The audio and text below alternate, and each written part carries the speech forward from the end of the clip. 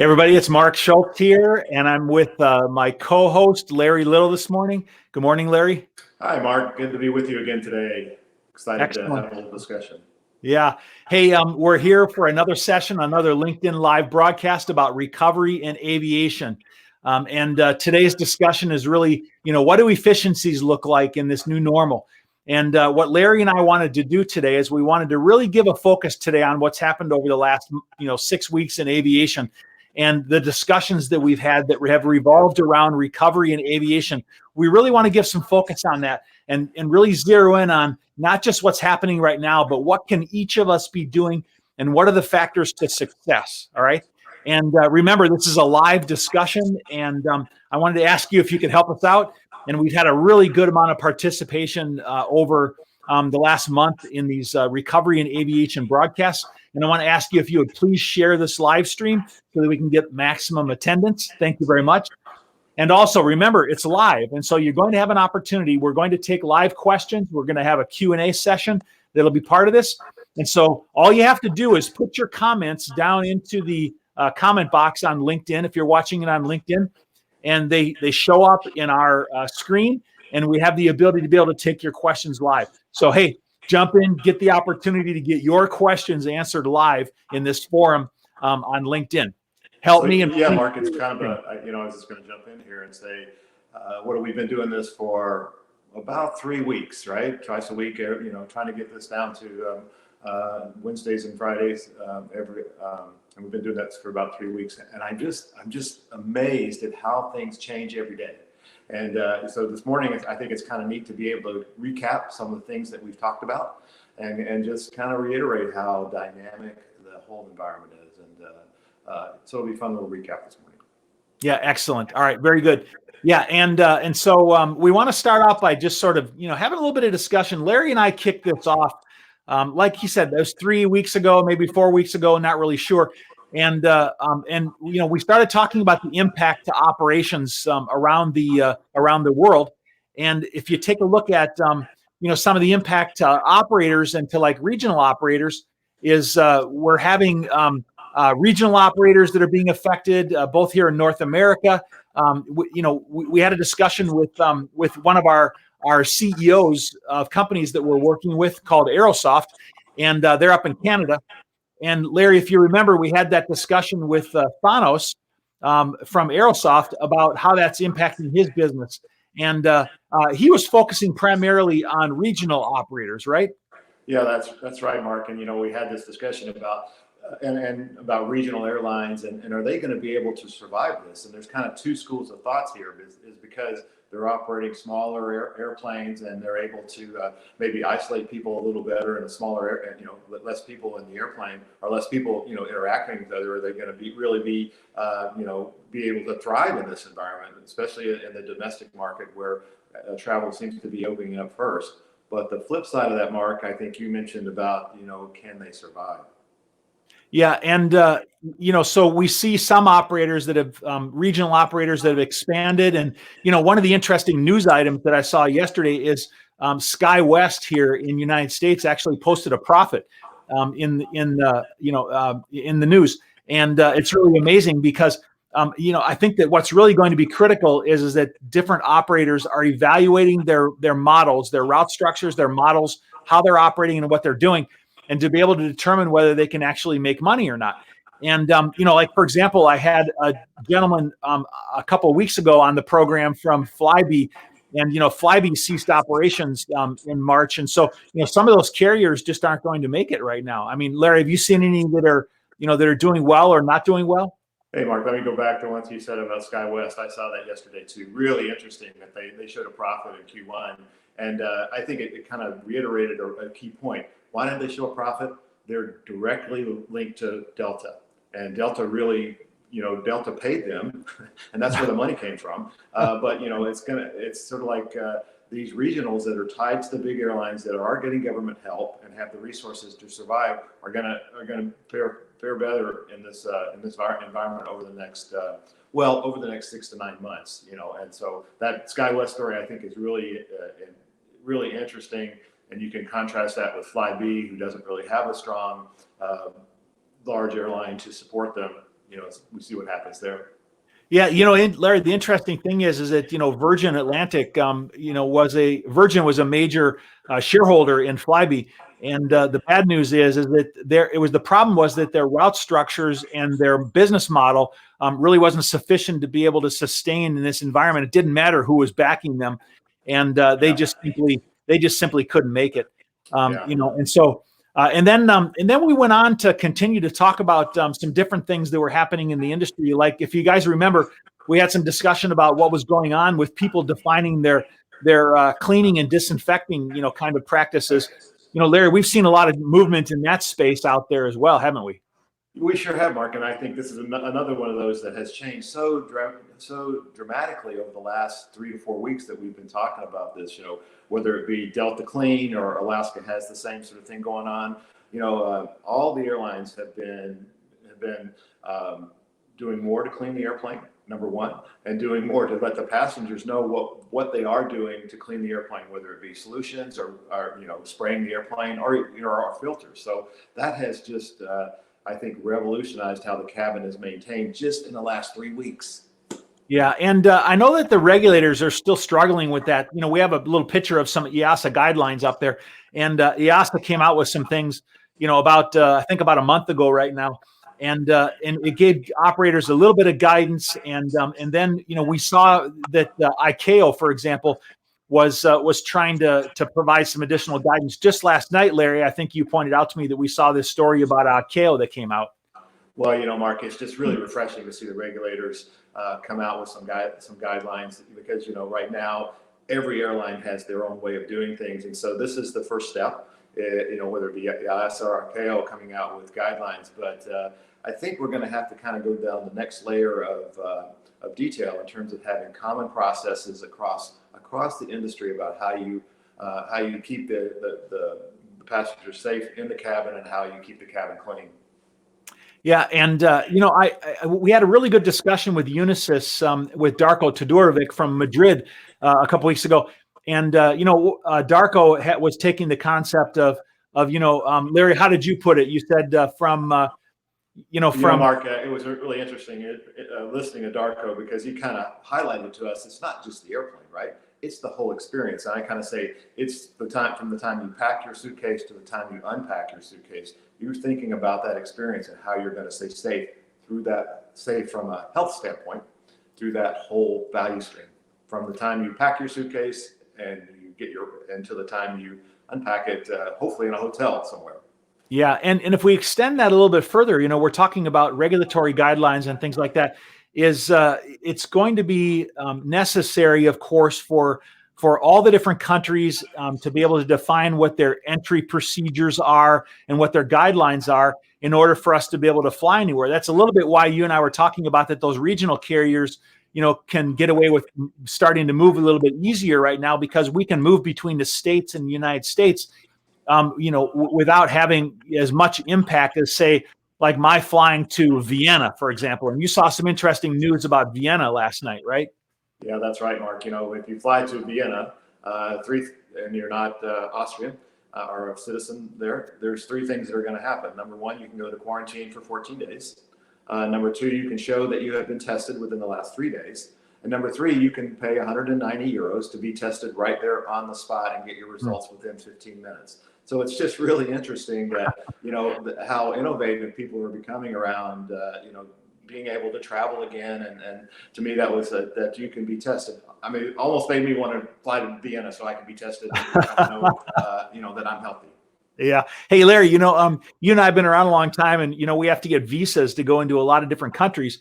And, we do those in advance, and it takes some time to do that. We have to do some advanced preparation. But also remember that a lot of the countries have visa on entry. All right. And what they just came up with was testing on entry, right? Exactly. Yeah, but Mark, they're risky, because what if you showed up and you tested positive when you got there? What do you do then, though, right? Because you can't go. Well, what you do then is you go to quarantine, right? If you test positive, you're going to go to quarantine for 14 days. And I'm not sure who's going to pay the bill for that. But so that's kind of and Mark, like you said, we've been around long enough to both of us have the yellow fever card, right? And there's and I've used the yellow fever card showing that I've been inoculated for yellow fever. I think you've had the same kind of experience.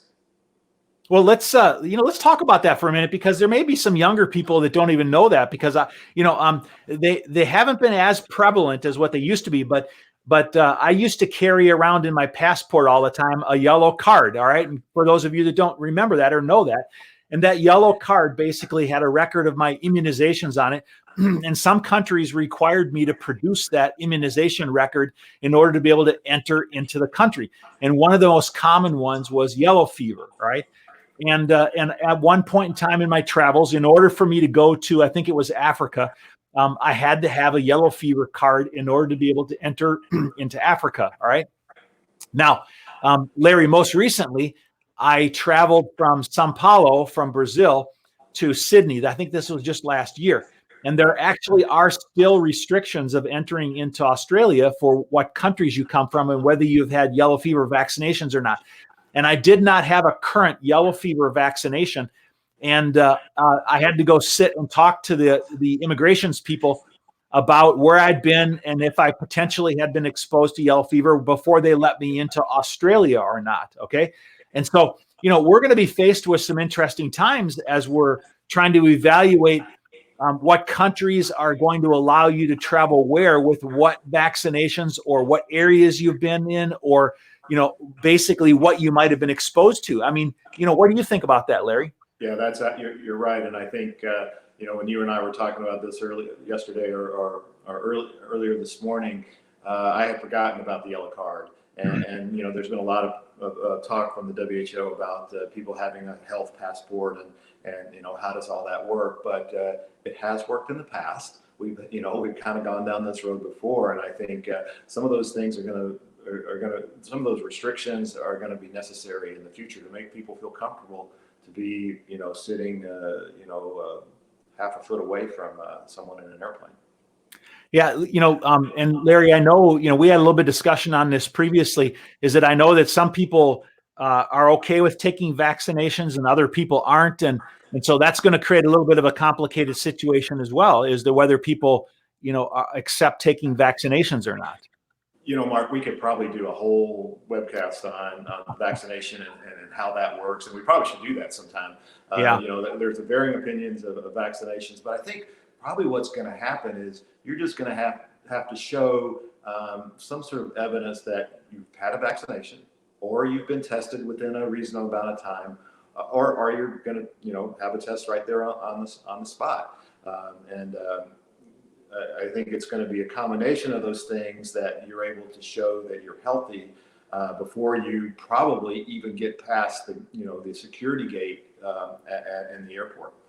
Yeah, and Larry, since our program really focuses on what can people do to recover in aviation, I think that we need to take these kind of discussions and we need to flip them around, and we need to say, how does that impact my business? What am I going to do in my business to ensure that I'm successful in this new world? All right.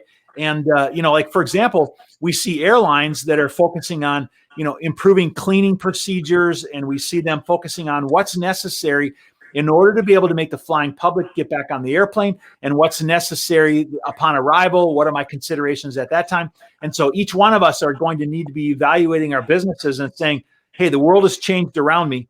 What do I have to do to adapt in this world to be able to create a successful business environment? Mark, it just takes me back to a couple of discussions that we've had, and we mentioned Darko and the suitcase packed, the suitcase unpacked experience. I mean, when you're packing your suitcase, you got to think about wipes and maybe gloves and a face mask and all those things. So, and it also struck me back. Remember when we were talking to Max from Ditto? Yeah. And his, I think his tagline was "Keep your hands to yourself." So you're going to have to. Before you maybe leave home, you're going to download an app onto your iPad, and that's going to kind of be your best friend as you're, going through the check-in experience, going through the health security experience, and on the airplane, to keep your hands to yourself. Yeah, and Larry, you remember this slide that we threw up there a few weeks ago? Yeah. We're all entering into a world where we're becoming more comfortable using technology to do things which we felt like we had to do in person before, right? Okay. Right. And this concept of, I really liked Max's thoughts on, people using their personal devices to do things as opposed to touching equipment and things like that, so that people were more comfortable, that they know the hygiene of their own personal devices, and it makes them more comfortable in operating in a world where you don't know what you're touching or what you're getting into. Yeah, Mark, I think this is a great photo of this is actually a telemedicine experience, right? Where someone is interacting with a nurse or a doctor, doing telemedicine, and we've all become familiar with telemedicine, even more familiar over the last few months, and we've talked about, how does this translate into aerospace, and how does it translate into really not the passenger experience is one thing, but what about the maintenance experience? I think an iPad and maybe a Zoom connection ends up being the new tele-maintenance process as well. Yeah, and it's really the trick is us bringing technology out of the office place and into that hangar and into that work place, that maintenance place. Now, we've all talked about that for a long time, and people talk about the necessity in actually doing that. And the reality is that, listen, I've traveled all around the world just like you have, and we have found that the majority of maintenance still is done using paper task cards. Okay. And so, I think the future is what we're seeing here is that maintenance being performed from your own personal or from mobile devices. I mean, what are your thoughts on that, Larry?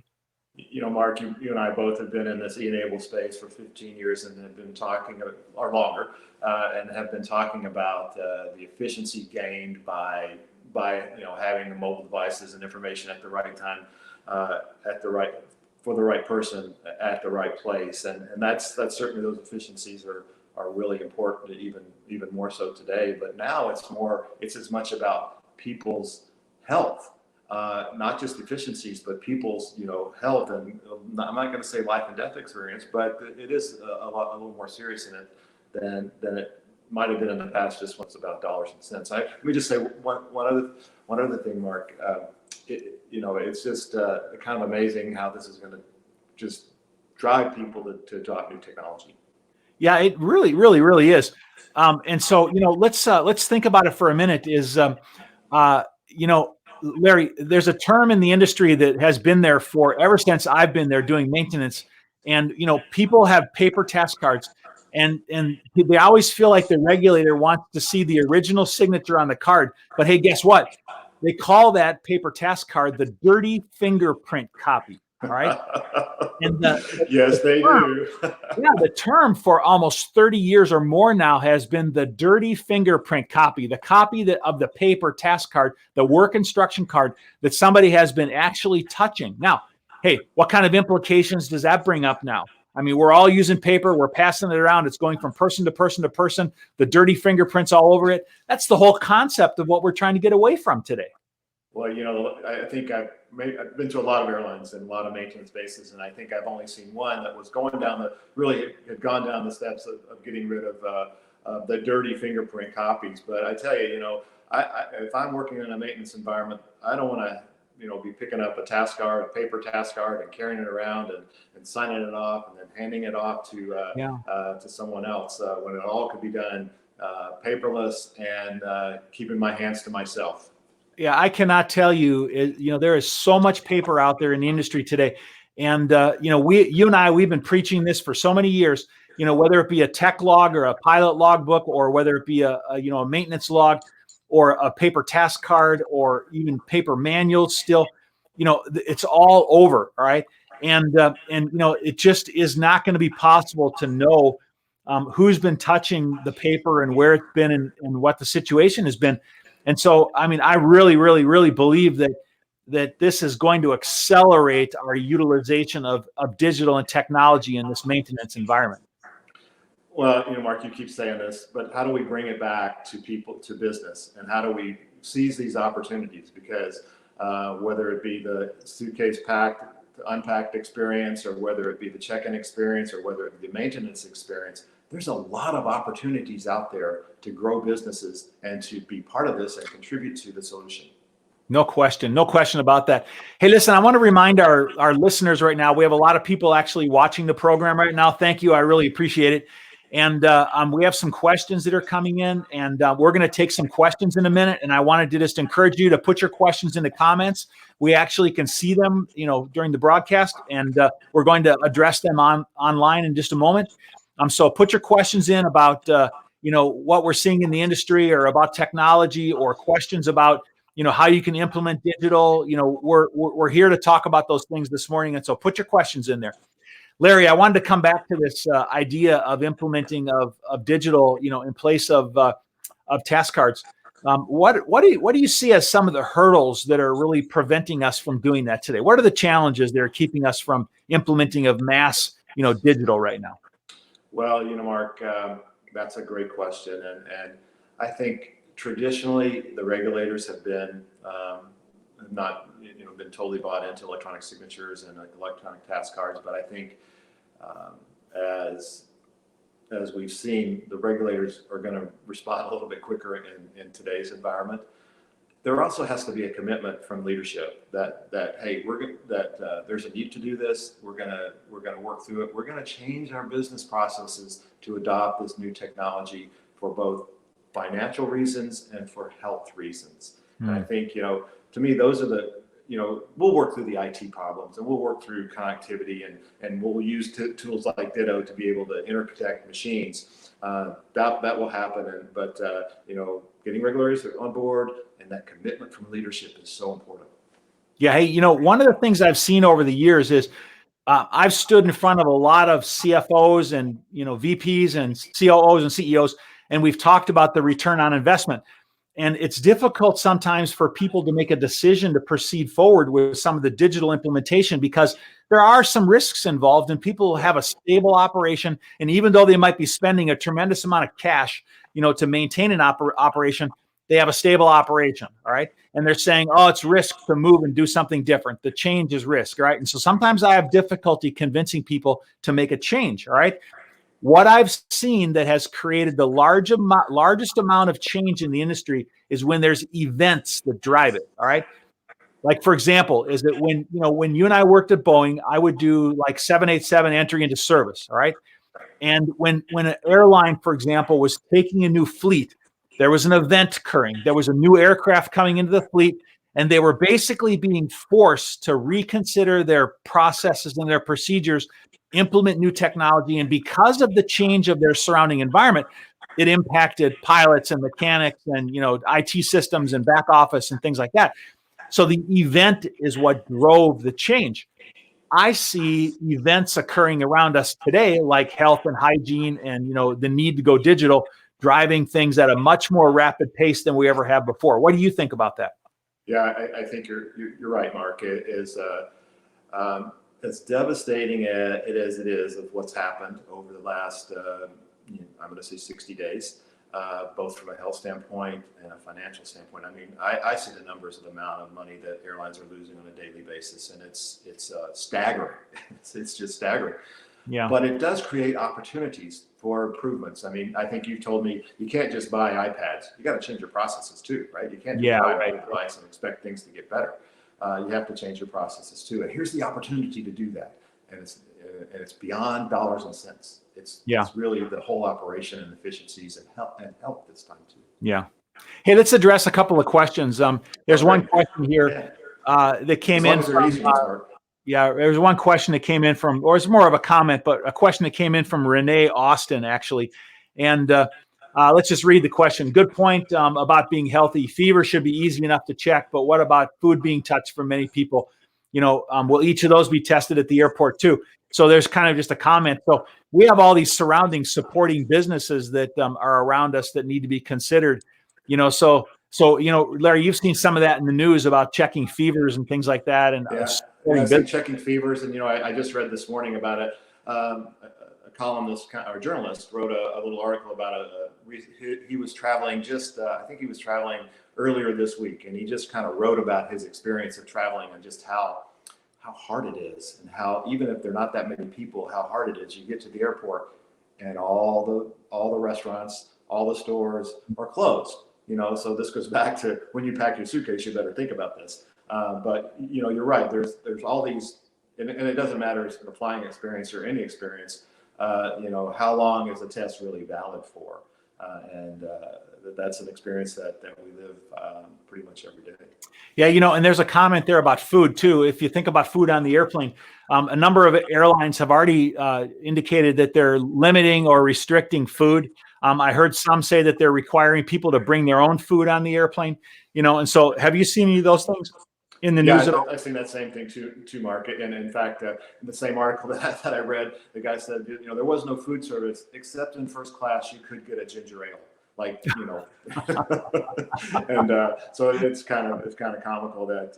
And my personal opinion is we'll get past this kind of food and beverage thing, but right now it's the right thing to do to create more confidence for that it's safe to fly.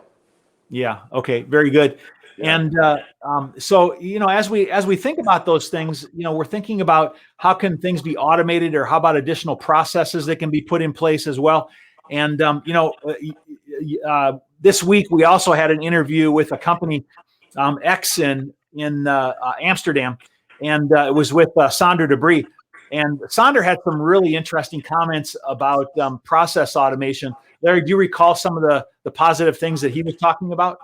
Well, he was just talking about in the maintenance planning operation, there's a lot of just not say mundane, how about repetitive tasks? Yeah. That a planner might have to hand write or hand type or put in themselves and could make a mistake. But he talked about automated ways to do that, and that to me that was just really fascinating because it kind of addresses a couple of problems. It addresses the age-old problem that we're always concerned with, and that is compliance and mistakes. But it also decreases the touch labor. So I think that's kind of two benefits of what Sander talked about. Yeah, if we look at automated, but Mark, he's created a business opportunity that's even more relevant in our new world. Oh yeah, absolutely. And there's we have quite a few CEOs and leaders in industry that are going to be in our interviews over the next few weeks. And as you can imagine, I've been preparing for those and talking to different people, and I'm seeing some really interesting technologies, maybe surround around automation, process automation, around records. But, if you consider the maintenance planning practices that we have, and if you consider the paper task cards we have and the record keeping practices, so much of that is done manually and is done in paper. Our automation of those things is really going to be a critical part of not only creating an environment that's safe and efficient, but one which is going to enable reduced cost for operators to be able to operate in an environment where maybe there's narrower margins. Yeah, and it's just it's really exciting that the technology is there to address a lot of these problems. But as these new problems arise, it creates the opportunities for even more innovation and even more technology to be, as a business. So it's going to be interesting to watch over the next 6 to 9 months as we get more comfortable flying, as we introduce some of these new technologies, and we introduce technologies that we never thought about. Maybe we all go back to having a yellow card again. Yeah. So, hey, Larry, you and I have been adamant about focusing on 4 pillars for success in digital transformation. And those 4 pillars are belief, people, processes, and technology. All right. And many times when people think about digital and digital transformation, they think about, we have to implement technology. All right. But it's not possible just to implement technology and be successful without considering the other 3. And so I wanted to just take a quick second and tell people is that what we're doing is that why are we spending so much time, focusing on recovery? What can you do? How can you implement change, improvements? It's because belief is the beginning of transformation. All right.